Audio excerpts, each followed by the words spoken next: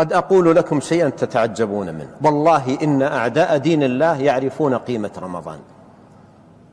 أعداء دين الله الكفار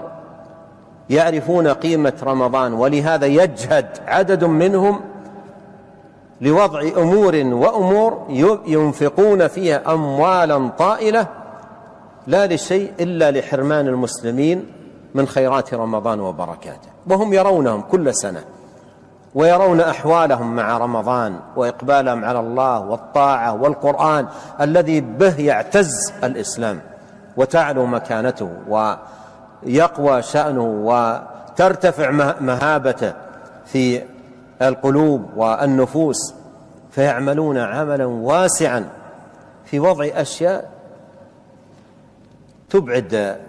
عددا من المسلمين ليس بقليل عن خيرات رمضان وبركاته.